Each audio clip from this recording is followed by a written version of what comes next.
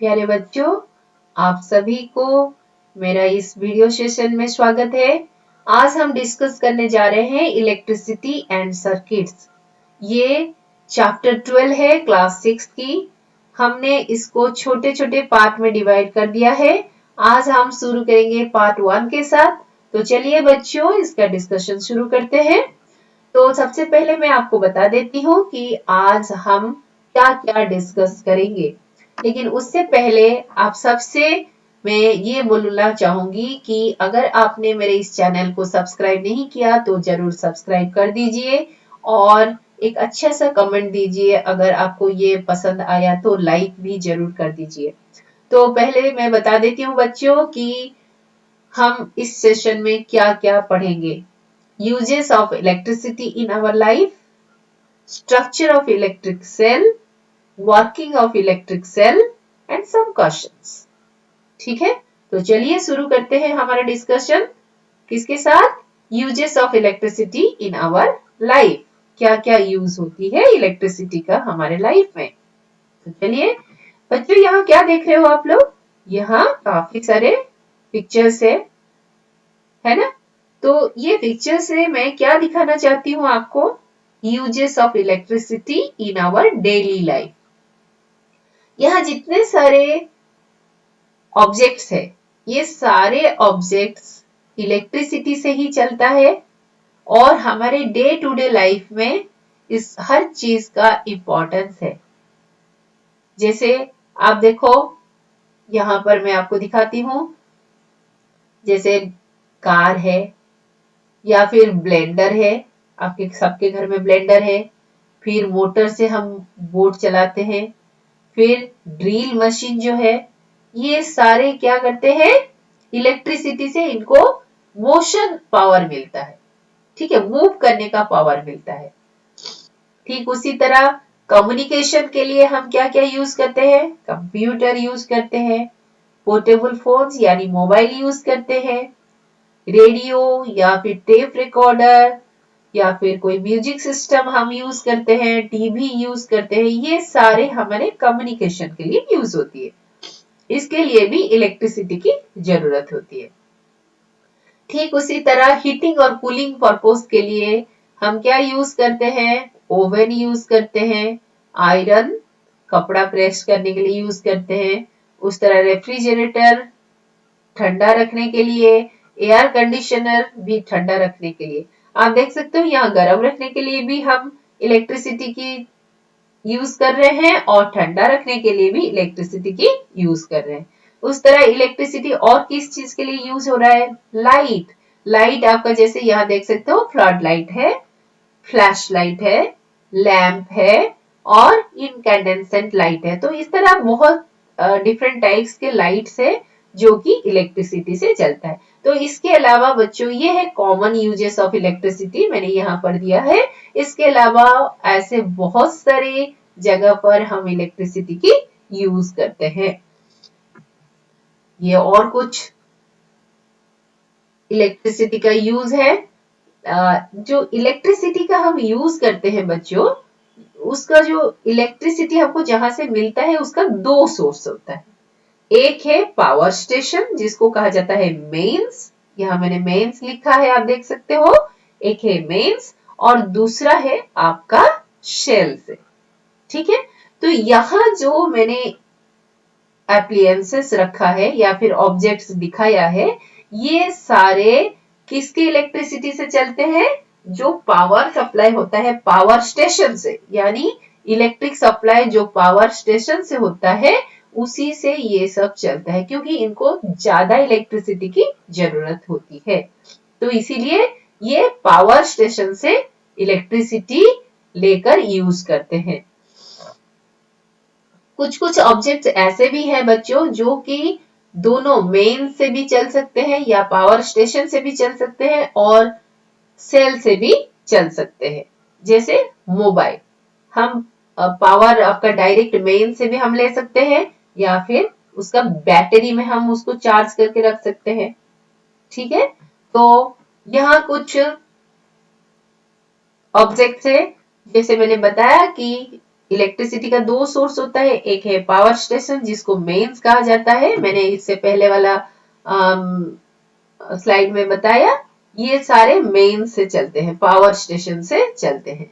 दूसरा जो बैटरीज या सेल से चलते हैं, ये देखो आपका मोबाइल है, वीडियो गेम है, टॉर्च है, वॉल क्लॉक है, एंड रिस्ट वॉच है, कैलकुलेटर है, रिमोट है, तो ये सारे बैटरी से, टॉयज है, ये सारे बैटरी से चलते हैं।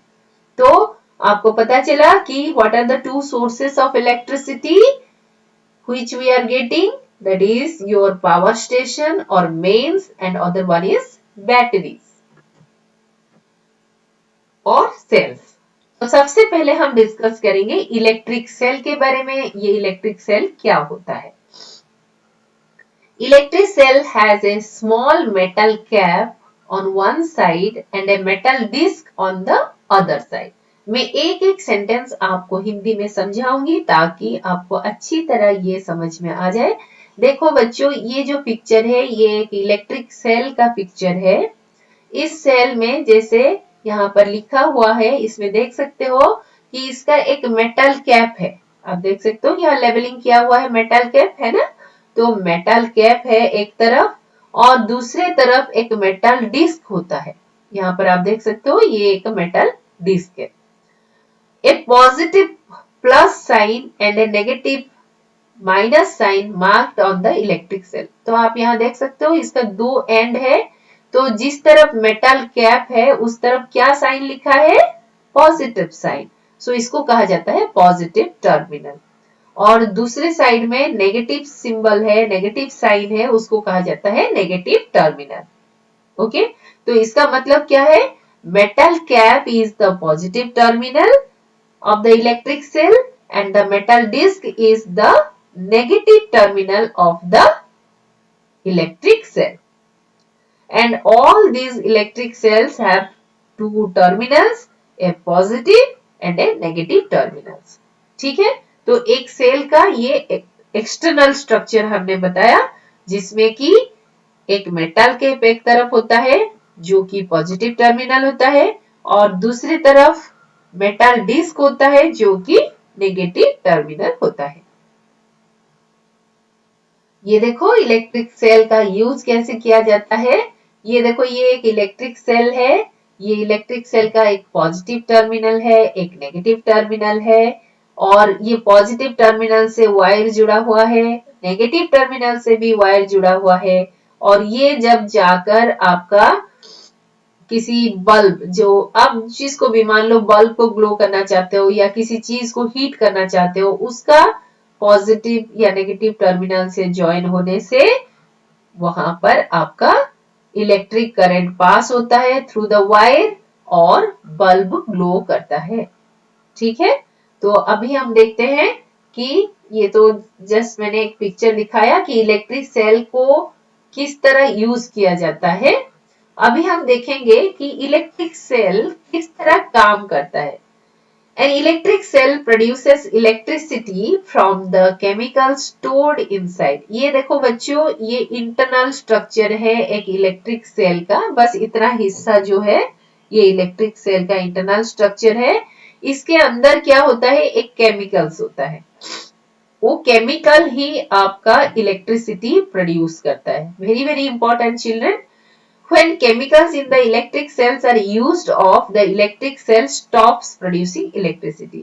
ये इलेक्ट्रिक सेल में जो केमिकल्स है, अगर ये खत्म हो जाएगा तो ये इलेक्ट्रिसिटी प्रोड्यूस नहीं कर पाएगा। And the electric cell then has to be replaced with a new one. तब हम आप देखते हो ना, टॉर्च में हमने इलेक्ट्रिक सेल डाला और वो सेल बोलते हैं ना कुछ दिन यूज करने के बाद सेल खत्म हो गया है, तो हम दूसरा सेल डालते हैं। खत्म हो गया मतलब क्या है? उसके अंदर जो केमिकल्स था वो केमिकल खत्म हो गया, इसलिए वो इलेक्ट्रिसिटी प्रोड्यूस नहीं कर सकता, इसलिए हमको नया इलेक्ट्रिक सेल डालना है। ठीक है, तो यहाँ इलेक्ट्रिक सेल के जो मैंने दिखाया आपको, जो टर्मिनल्स होते हैं, वो टर्मिनल आपका दो इलेक्ट्रोड होते हैं जो पॉजिटिव एंड नेगेटिव टर्मिनल्स होते हैं, और इनका पॉजिटिव एंड नेगेटिव टर्मिनल्स अगर बल्ब के साथ जुड़ जाए तो बल्ब को इलेक्ट्रिसिटी सप्लाई होता है और बल्ब जलने लगता है। यहाँ अगर हम एक छोटा सा फैन रख देंगे तो वो भी घूमने लगेगा, एक मोटर रख देंगे तो वो भी घूमने लगेगा। सो इलेक्ट्रिक सप्लाई हम जिसको भी करना चाहते हैं इसको यहाँ पर हम रख सकते हैं। लेकिन आपको कुछ सावधानी बरतना पड़ेगा जब आप ये इलेक्ट्रिक सेल का यूज कर रहे हो। You might have seen the danger sign shown here displayed on poles, electric substations and many other places. आपने देखा होगा बच्चों, ट्रांसफार्मर जहां रहता है या फिर जो पावर स्टेशन रहता है वहां पर ऐसे एक कॉशन का सिंबल रहता है। ऐसा क्यों रहता है?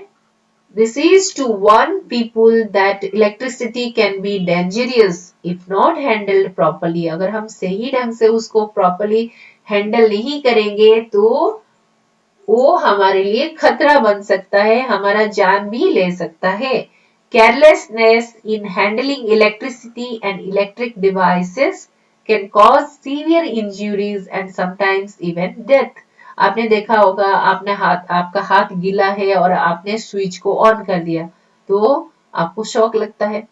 अगर ये सीवियर हो गया तो क्या हो सकता है? डेथ भी हो सकता है। अगर करंट ज्यादा अमाउंट में आ रहा है तो वहां पर डेथ भी हो सकता है। Hence, you should never attempt to experiment with the electric wires and sockets. So, कोई एक्सपेरिमेंट मत करना बच्चों कि हम गीले हाथों से गीले कपड़ा पहन के और खाली पैर हम कोई इलेक्ट्रिकल जो सॉकेट होते हैं उसमें हाथ डालेंगे, वायर को पकड़ेंगे। ऐसा गलती कभी मत करना बच्चों। Also remember that the electricity generated by portable generator is equally dangerous. देखो आपके घर में जनरेटर होता है ना, वहां से भी जो इलेक्ट्रिसिटी प्रोड्यूस होता है तो वो भी किसी कम काम का नहीं है। आप मत समझो कि ये छोटा सा जनरेटर है, ये इतना इलेक्ट्रिसिटी कैसे प्रोड्यूस कर सकता है। आप में से कुछ लोगों के घर में जरूर जनरेटर हुआ होगा और ये जनरेटर जो इलेक्ट्रिसिटी प्रोड्यूस करता है उससे आपके काफी सारे बल्ब जलते हैं और फैंस भी चलते हैं। तो फिर आप कैसे बोल सकते हैं कि जनरेटर से जो इलेक्ट्रिसिटी जनरेट हो रहा है वो बहुत कम अमाउंट का है? ऐसा नहीं है। तो आपको हर चीज में जहां भी इलेक्ट्रिसिटी है आपको सावधानी बरतना है। So use only electric cells for all activities related to electricity. तो आपके एज के मुताबिक बच्चों कोई भी पावर स्टेशन से जहां इलेक्ट्रिसिटी सप्लाई होता है वहां एकदम हाथ नहीं लगाना है। आपको सिर्फ सेल का यूज करके ही कोई भी एक्सपेरिमेंट या एक्टिविटी करना है। दूसरा क्वेश्चन बच्चों, दूसरा वार्निंग है आपके लिए। Never join the two terminals of the electric cell without connecting them through a switch and a device like a bulb. If you do so, the chemicals in the electric cell get used off very fast and the cell stops working. देखो जैसे मैंने बच्चों बताया आपको कि electric cell में दो terminals होते हैं, पॉजिटिव एंड नेगेटिव टर्मिनल्स। ये टर्मिनल्स को कभी भी वायर से मत जोड़ना। अब जोड़ देने से क्या होगा, उसके अंदर जो केमिकल्स है वो जल्दी जल्दी खत्म हो जाएगा और आपका सेल इलेक्ट्रिसिटी प्रोड्यूस नहीं कर पाएगा।